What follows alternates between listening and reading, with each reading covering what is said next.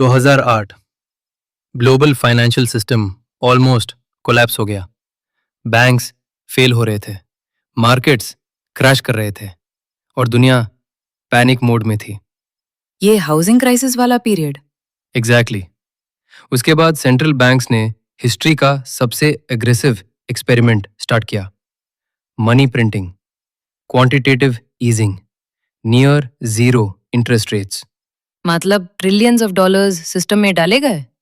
Yes, federal reserve ने unprecedented scale पर liquidity inject की। गोल था इकोनॉमी को बचाना, लेकिन साइड इफेक्ट्स ग्लोबल थे। क्या side effects?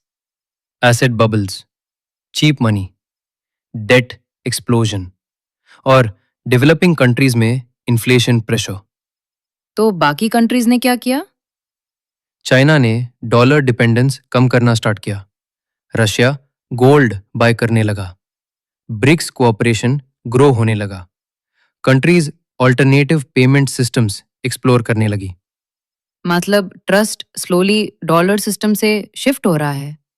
Exactly, specially sanctions के बाद बहुत कंट्रीज को रियलाइजेशन हुआ, अगर डॉलर सिस्टम पॉलिटिकली वेपनाइज हो सकता है तो ऑल्टरनेटिव चाहिए। इसलिए डी डॉलराइजेशन इतना डिस्कस होता है। यस, आज करेंसी वॉर 3 ओपनली विजिबल नहीं, लेकिन साइलेंटली चल रहा है। Gold accumulation, CBDCs, local currency trade, Swift alternatives, ये सब सिग्नल्स है। तो फ्यूचर में क्या हो सकता है? 3 possibilities. Paper money system survive करे, गोल्ड बेस्ड ट्रस्ट वापस आए, या फिर फाइनेंशियल केओस। और इसी अनसर्टेनिटी की वजह से कंट्रीज अग्रेसिवली प्रिपेयर कर रही हैं।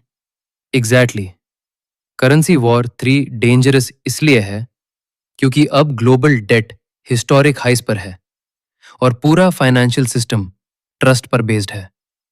मतलब अगर ट्रस्ट टूट गया तो एंटायर सिस्टम शेक हो सकता है।